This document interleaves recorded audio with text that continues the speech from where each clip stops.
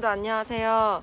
오늘은 런데이 4주 3회차 운동을 하러 선생님 바로 집 앞에 왔는데, 오늘은 선생님의 주로 평소에 뛰는 러닝 루트로 한번 뛰어보려고 합니다. 여러분들도 자신만의 러닝 루트가 지금 정해져 있나요? 오늘은 꼭 수업이 끝나면 자신만의 달리기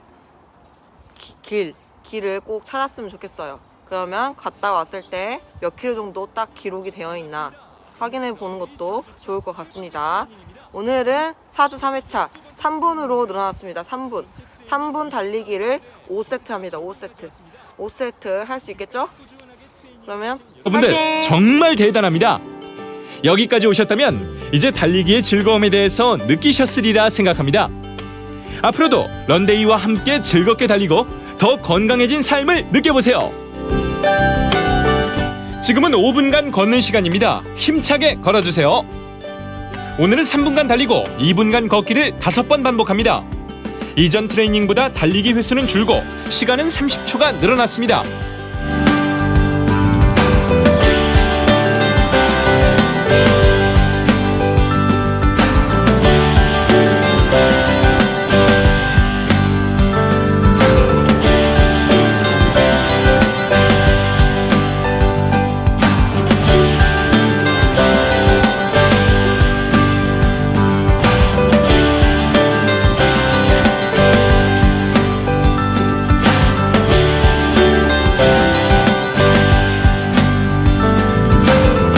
오늘은 이야기 드린 것처럼 계절별 달리기의 특징과 주의할 점을 알아보겠습니다.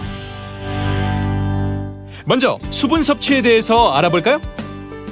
달리기를 할 때 수분 섭취를 할 수 있는 작은 물병을 가지고 다니는 사람은 사실 많지 않습니다. 달리기에 거추장스럽고 무겁고 몸의 밸런스를 무너뜨리기 때문입니다. 하지만 더운 날에 달리기를 한다면 몇 모금밖에 못 마시는 작은 물병이라도 가지고 나가는 것이 좋습니다. 작은 플라스틱 용기를 보관할 수 있는 작은 가방을 준비하면 달리기에 영향을 덜 줍니다. 요즘은 비닐로 만들어서 물을 마시고 나면 접어서 보관할 수 있는 용기가 나오기도 합니다. 그리고 물은 여름에만 가지고 다녀야 한다는 생각은 하면 안 됩니다. 추운 겨울에 달리기를 해도 우리 몸은 상당한 수분을 소모합니다. 겨울에 물을 들고 다니기 힘들다면 달리기 전에 충분한 수분을 섭취하고 달리는 것이 좋습니다. 더운 날 달리기를 하다가 발생할 수 있는 위험한 증상은 일사병과 열사병입니다. 더운 날 달리시면서 어지럼증, 과다한 발한, 근육 피로로 인한 비틀거림이 있다면 열사병일 수 있습니다. 이런 현상이 있으면 즉시 달리기를 멈추고 그늘로 가서 수분을 섭취해야 합니다. 설사 목이 마르지 않아도 물을 충분히 마셔둬야 합니다. 일사병의 증상은 몸에서 배출할 액체가 없어서 땀이 그치게 됩니다. 그리고 피부가 빨갛고 메마르며 정신을 잃게 되죠. 일사병은 생명을 위협하는 치명적인 상태입니다. 체온을 단기간에 내려야 하므로 몸을 얼음으로 감싸고 즉시 구급차를 불러야 합니다. 햇볕이 강한 날 달리기를 하면 화상을 당하기 쉽습니다. 노출이 되는 곳에 자외선 차단제를 바르고 달려야 합니다. 특히 피부 노화가 걱정된다면 자외선 차단제를 꼭 바르시기 바랍니다. 이처럼 더운 날씨에 달리기는 치명적인 부상을 입을 수 있습니다. 심각하면 생명도 위험해집니다. 더운 날씨에 달릴 때는 그늘에서 달리는 것이 좋고 모자를 쓰거나 통기가 잘 되는 긴 옷을 입는 것도 도움이 됩니다. 방금 이야기한 것처럼 더운 여름이나 햇볕이 강할 때는 모자를 쓰는 것이 좋습니다. 모자는 그늘을 만들어서 햇볕을 차단하고 화상도 막아줍니다. 하지만 우리 머리를 통해 발산되는 열이 많기 때문에 모자도 운동에 맞는 소재로 된 모자 혹은 달리기 전용 모자를 사용하는 것이 좋습니다.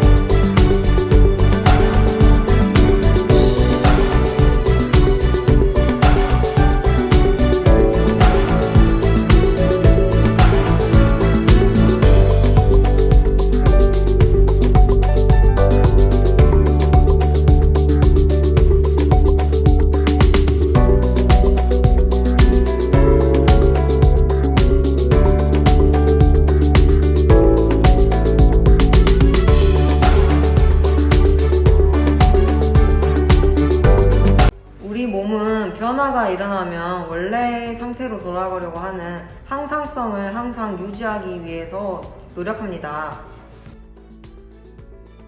항상성은 다양한 자극에 반응하여 세포의 상태를 일정하게 유지하려는 성질을 의미합니다. 주변 환경에 의해 깨진 평형 상태를 원래대로 복구하여 최적화된 상태로 만들려고 하는 것을 항상성 유지라고 합니다.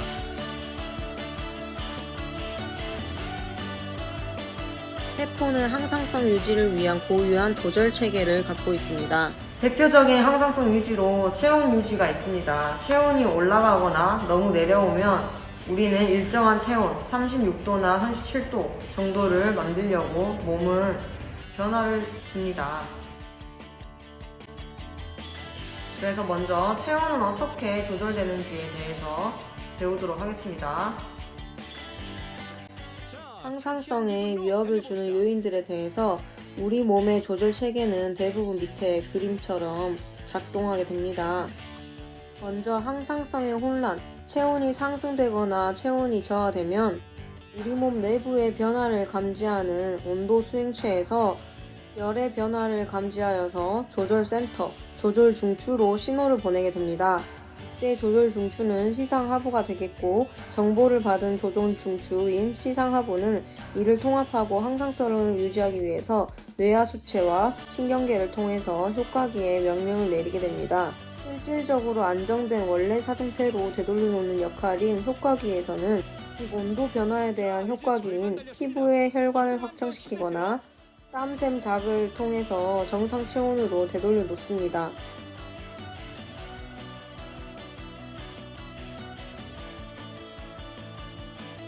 많은 사람들이 포기하고 후회합니다. 하지만 여러분은 승자가 될 것입니다. 힘내세요. 끝까지 달려보는 겁니다.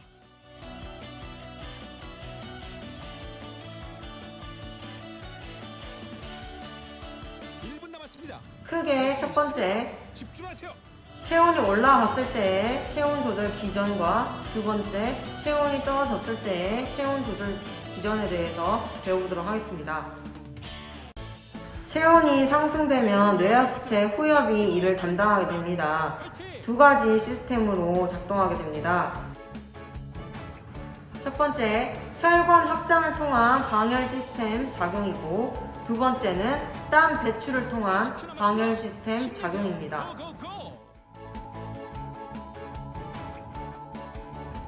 혈관 확장을 통한 방열 시스템은 우리가 피부 바로 밑에 혈관들을 확장시켜서 이쪽으로 혈류량을 증가시켜서 열 손실을 늘어나게 하는 것입니다. 두 번째, 땀 배출을 통한 발열 시스템 가동은 발한 작용을 활성화시켜서 땀의 증발에 의한 체온을 낮춰주는 원리를 적용하는 것입니다. 자, 이제 2분간 집중해서 걸어주세요. 자, 이제는 추운 날씨에 달릴 때의 주의점에 대해서 알아보겠습니다. 우리가 달리기를 할 때 머리를 통해 나가는 열이 상당합니다. 여름에는 머리를 시원하게 유지해야 하지만 겨울은 반대입니다. 모자를 쓰고 달리시면 체온이 급격히 줄어드는 것을 방지할 수 있습니다. 영상 5도 정도까지는 일반 야구 모자도 좋습니다. 하지만 그 이하, 특히 영하로 내려간다면 털이나 울로 된 모자를 쓰는 것이 좋습니다. 모자를 살 때는 여러 모자를 매장에서 직접 써보고 선택하는 것이 좋습니다. 메이커별로 다양한 소재가 있으므로 점원으로부터 특징을 듣고 자신에게 맞는 것을 선택하시면 됩니다. 체온이 저하되었을 때는 뇌하수체 전엽이 담당하게 되어서 체온을 상승시키는 데 관여하게 됩니다. 체온이 저하되었을 때 체온 조절 기전은 첫 번째, 세포 호흡을 증가시키는 것입니다. 두 번째, 추우면 우리가 덜덜덜 떨죠? 이렇게 근육의 떨림을 활용하여서 열 발생량을 늘리는 것입니다.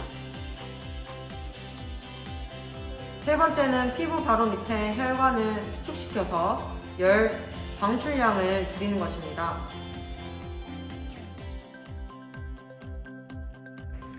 자, 두 번째 파트로 우리가 공부할 부분은 추운 환경에서 있었을 때 나타날 수 있는 질환, 그리고 더운 환경에서 장시간 노출되었을 때 우리가 얻을 수 있는 질환에 대해서 배워보도록 하겠습니다.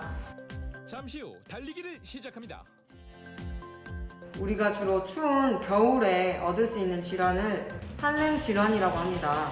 자, 이제 3분간 가볍게 달려주세요. 한랭 질환은 추위가 직접적인 원인이 되어 인체에 피해를 입힐 수 있는 모든 질환을 말합니다. 한랭 질환에는 크게 두 가지로 나뉠 수 있습니다. 첫 번째, 저체온증, 두 번째, 동상입니다.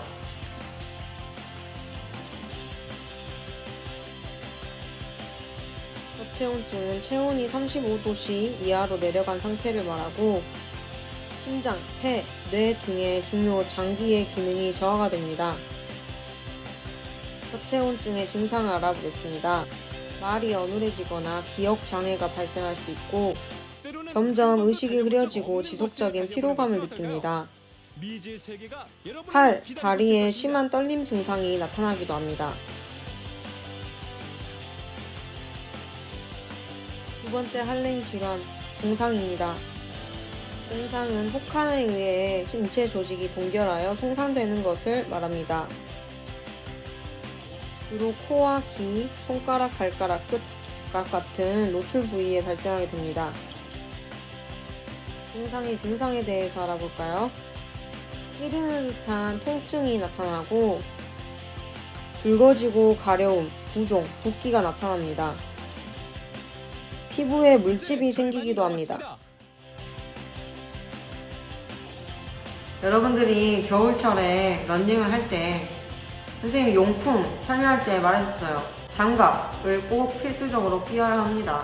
그리고 이렇게 귀가 나와 있는 학생들 있죠? 머리에 덮여져 있지 않고 귀가 나와 있는 학생들은 모자, 털모자 같은 거를 쓰거나 귀마개를 해줘야 되는데 우리가 가장 취약한 부위가 바깥에 노출되어 있는 손끝, 그리고 발끝, 이 귀 끝이 가장 쉽게 동상을 걸리는데 취약한 부분입니다.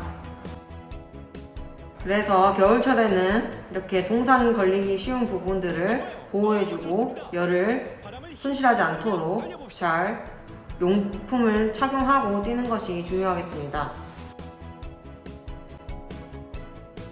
자, 그리고 여름철에 우리가 고온 다습한 환경에서 발생할 수 있는 질환을 온열 질환이라고 합니다. 오늘 배워볼 온열 질환의 종류는 크게 4가지가 있습니다. 첫 번째, 열탈진, 두 번째, 열부종, 세 번째, 열경련, 네 번째, 열사병입니다. 체육교과서 5단원 418쪽을 펴주세요. 첫 번째 열탈진을 설명하겠습니다. 열탈진은 일사병이라고도 합니다. 수분과 염분이 땀을 통해서 빠져나가면서 발생하는데요.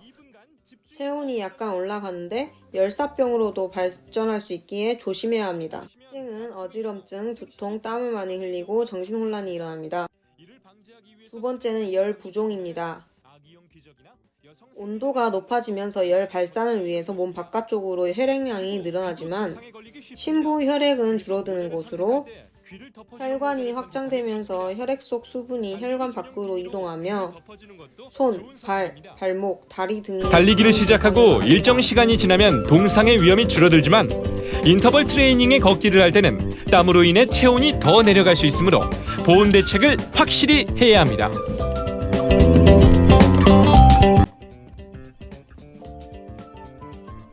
세 번째는 열경련입니다.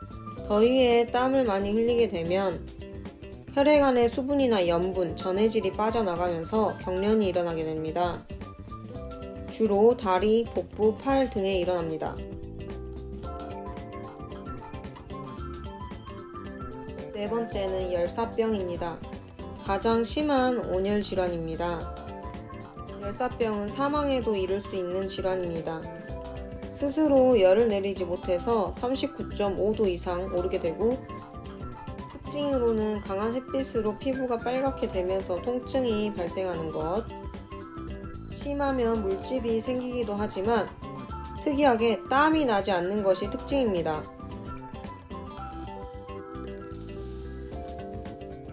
그리고 오늘 배울 내용, 더운 여름에는 바깥 야외 활동을 할 때 어떤 것을 발라야 되죠? 맞아요. 선크림을 바르는 것이 굉장히 중요합니다. 선크림의 역할이 바로 자외선 차단을 해주는 역할인데요. 자, 자외선에 대해서 알아보도록 하겠습니다. 지금은 2분간 걷는 시간입니다. 영하의 날씨에는 마스크를 쓰는 것이 좋습니다. 안경을 쓰는 사람은 입김 때문에 마스크를 쓰는 것이 어려울 수 있습니다. 이처럼 마스크를 쓰기 힘들다면 얼굴에 바셀린을 듬뿍 발라주면 좋습니다. 바셀린은 바람을 막아줘서 동상을 방지하고 비를 튕겨내기도 합니다. 특히 입술에 바르면 추운 날씨에 입술이 터지거나 트는 것을 방지할 수 있습니다. 태양빛은 파장의 길이에 따라서 세 가지로 나뉘게 됩니다. 첫 번째, 적외선, 두 번째, 가시광선, 세 번째, 자외선입니다. 그래서 파장의 길이가 가장 짧은 자외선을 우리가 막는 것이 중요한데요. 이 자외선도 세부적으로 또 크게 세 가지로 나뉘게 됩니다. 자외선 중에서도 파장의 길이가 긴 것부터 말하면 자외선 A, 자외선 B, 자외선 C가 있습니다. 자외선을 영어로 UV라고 하는데 그러면 UVA, UVB, UVC가 있겠죠.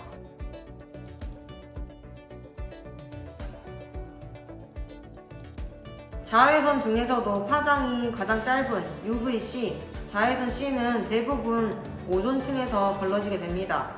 그러면 우리가 지표까지 도달하게 되는 자외선은 자외선 A와 자외선 B가 있습니다.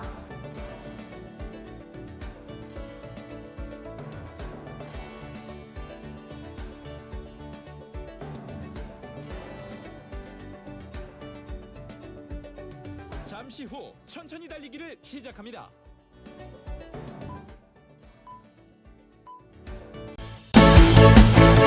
자, 이제 3분간 가볍게 달려주세요. 그 중에서도 파장이 긴 자외선 A는 피부 속 진피까지 도달하여서 피부의 콜라겐을 파괴하고 노화를 촉진하며 색소 침착을 유도하게 됩니다.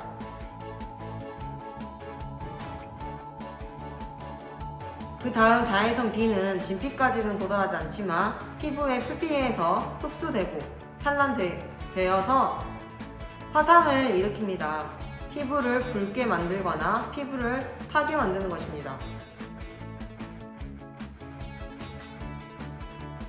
이렇게 자외선 A와 자외선 B가 우리 피부에 미치는 영향이 둘 다 안 좋지만 각각 영향이 다른 것입니다. 자외선 A는 어떤 것을 한다 했죠? 자외선 A는 노화를 일으키고 콜라겐을 파괴한다. 자외선 B는 화상을 일으키고 피부를 타게 한다. 라는 안 좋은 영향이 가는 방향이 다른 거예요.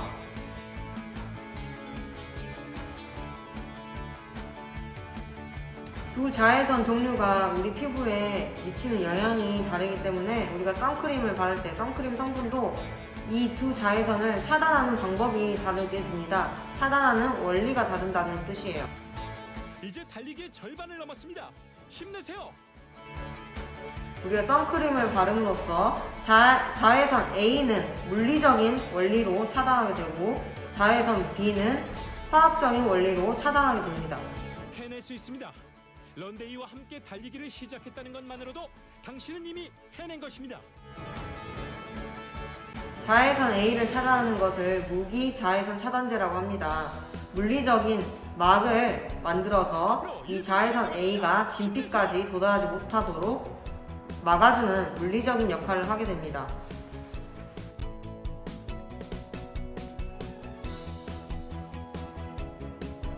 자외선 B를 차단하는 것을 유기 자외선 차단제라고 하는데요. 이런 유기 자외선 차단제를 바르게 되면 그 성분 속에 유기 화학물들이 자외선 B가 왔을 때 자외선 B를 흡수하여서 열 에너지로 분산시키고 소멸시키게 되는 것입니다. 그림을 통해서 다시 한번 이해해 보겠습니다. UVC, 자외선 C는 오존층에서 대부분 걸러진다 했고 UVB, 자외선 B는 표피에 도달하게 되고요. UVA, 자외선 A는 진피까지 도달하게 됩니다. 잠시 후 걷기를 시작합니다. 자외선 A를 차단하는 물리적 자외선 차단제 원리를 적용한 무기자차, 무기 자외선 차단제를 줄임말입니다. 여름과 겨울이 있는 나라나 도시에서 운동을 하려면 많은 복장이 필요하다고 생각할 수 있습니다. 특히 겨울에는 전용 복장을 구매하시는 분들이 많습니다. 하지만 겨울을 위한 복장은 몇 개만 구입하면 됩니다. 대신 겨울에는 여름이나 봄, 가을에 입는 옷을 여러 겹 껴입으세요. 그리고 그 위에 바람을 막아줄 달리기 전용 자켓만 입으면 됩니다. 영하의 날씨에서 달리는 사람들이 아니라면 평소 입던 옷을 여러 겹 껴입는 것만으로도 충분합니다. 무기 자외선 차단제 무기자차는 피부 표면에 방어막을 형성해 자외선을 반사시키는 원리라고 했습니다.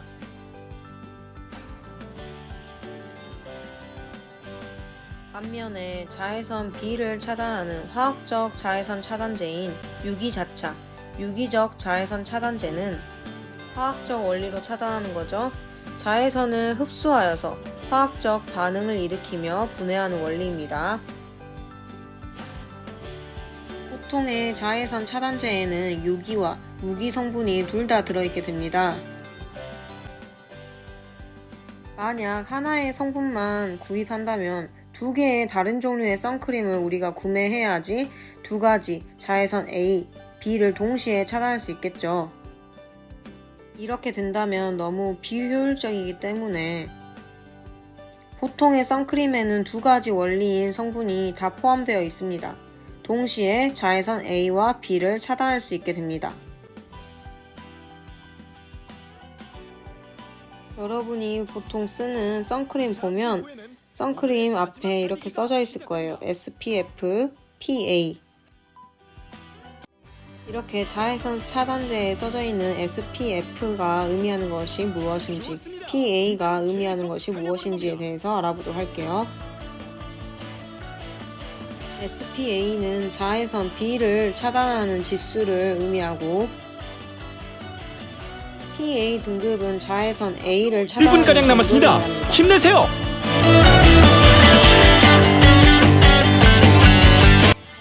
SPF 15는 UVB 자외선 B를 93% 정도 차단한다는 뜻이고 SPF 30은 자외선 B를 97% 정도 차단한다는 뜻이에요. 그러니까 숫자가 높을수록 자외선 B를 차단하는 정도가 높겠죠. PA 등급은 숫자로 나타나는 것이 아니라 플러스로 나타나는데 플러스 1개는 자외선 A를 2분의 1 정도를 피부에 도달하게 만드는 거고 플러스가 2개 있다. 그러면 자외선 A가 4분의 1, 또 절반 줄였죠. 4분의 1 정도만 피부에 도달하게 하는 겁니다.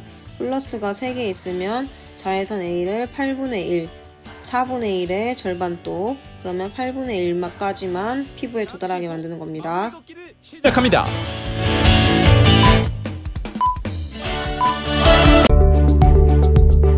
이야, 수고하셨습니다. 자, 이제 5분간 가볍게 걸어주세요. 오늘은 계절별로 달리기의 주의사항을 이야기해봤습니다. 봄, 가을은 달리기에 적합한 계절이기 때문에 큰 문제는 없습니다. 여름과 겨울은 특히 주의를 해야 합니다. 여름에는 몸에서 나는 열이 잘 배출되도록 신경을 써야 하고 햇볕에 의한 화상, 그리고 수분 섭취를 조심해야 합니다. 겨울은 체온이 급격히 떨어지지 않도록 하는 것이 중요합니다. 그리고 부상에 특히 조심해야 합니다. 추운 겨울에는 몸이 굳어 있으므로 부상을 당하기 쉽고 회복도 더딘 편입니다. 추운 겨울에는 안감이 기모로 되어 있거나 다른 보온성 소재로 된 옷을 많이 입게 됩니다. 특히 피부와 직접 닿는 레이나 트레이닝복도 이런 소재의 옷을 많이 찾습니다. 하지만 겨울이라고 하더라도 달리시면 땀이 납니다. 땀이 나면 흡수하고 배출을 해야 하는데 이런 보온성 소재들은 땀을 쥐고 있는 경우가 많습니다. 그러므로 겨울철 달리기를 할 때도 피부와 닿는 옷은 땀을 잘 흡수하고 배출하는 소재의 옷을 입고 밖에 입는 옷도 바람은 막아주지만 땀을 잘 배출하는 옷을 입어야 합니다. 스포츠 매장에 가서 여러분이 달리기를 하고 추운 겨울에도 밖에서 달릴 것이라고 설명하면 가장 적절한 옷을 제안할 것입니다. 그리고 면 소재의 옷은 피해야 합니다. 여름에 흔히 입는 짧은 티셔츠에는 면으로 된 옷이 많습니다. 면은 땀을 머금고 있기 때문에 몸이 축축해지고 활동이 힘들어집니다. 달리기를 위한 특수한 소재는 가격에 비해서 성능에 큰 차이는 없습니다. 비용이 부담이 된다면 저렴한 스포츠웨어를 입고 달리는 것도 좋습니다. 보통 달리기를 할 때 우리는 날씨를 확인합니다. 먼저 우리는 비나 눈이 오는지를 확인하고 기온을 확인하죠. 조금 민감한 사람은 이산화탄소의 농도나 먼지 농도를 알아보는 사람도 있습니다. 그런데 여기에 한 가지 더 고려해야 할 사항이 있습니다. 바로 풍속입니다. 풍속은 우리가 느끼는 체감온도와 밀접한 관련이 있습니다. 여름철이라면 체감온도가 큰 문제가 되지 않겠지만 영상 10도씨 이하에서는 바람이 무시 못할 고려사항이 됩니다. 예를 들어 기온이 10도씨인 날씨에 풍속이 10m/s라면 체감온도는 0도에 가깝게 됩니다. 영상 5도씨의 날씨에 풍속이 6m/s라면 체감온도는 영하 3도씨가 됩니다. 일반적인 영상의 겨울 날씨에 풍속이 4m/s 이상으로 분다면 체감온도는 영하 이하로 내려갈 가능성이 큽니다. 그렇기 때문에 달리기를 하러 나가기 전에는 풍속을 확인하는 습관을 들이시기 바랍니다. 계절에 따라 공기의 질도 달라집니다. 봄, 여름, 가을에는 공기의 질을 크게 걱정하지 않아도 됩니다. 하지만 겨울철은 주의가 필요합니다. 추운 겨울에는 대부분의 나뭇잎이 말라 비틀어진 상태입니다. 그래서 겨울에는 식물에 의한 대기 정화가 어렵습니다. 그렇기 때문에 추운 겨울에는 공기의 질이 전반적으로 나쁘다고 봐야 합니다. 공기가 차가우면 시원한 느낌 때문에 쾌청하다고 느끼기 쉽지만 실제 공기의 질은 나쁜 편입니다. 게다가 새벽이나 야간에는 더 주의해야 합니다. 공기보다 무거운 아황산가스는 낮에는 사람이나 차량의 움직임 때문에 공중에 떠 있지만 밤이나 새벽에는 바닥으로 가라앉기 때문에 매우 치명적입니다. 그래서 겨울철 달리기는 해가 뜬 후에 하는 것이 좋습니다. 여러분의 지역에 따라 계절의 특징이 다를 수 있습니다.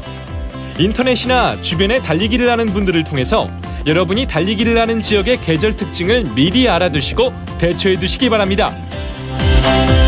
지금까지 소모한 칼로리를 살펴보세요.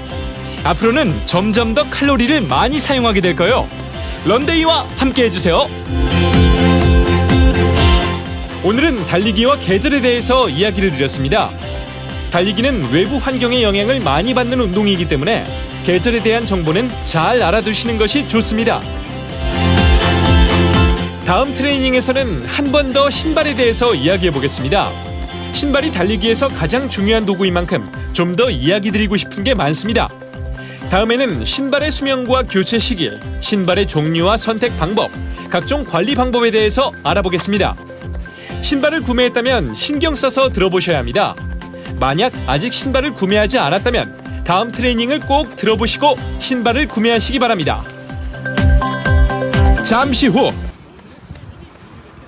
자, 이렇게 선생님 동네 한 바퀴, 선생님이 주로 자주 뛰는 루트대로 오늘 4주 3회차 운동을 해봤습니다.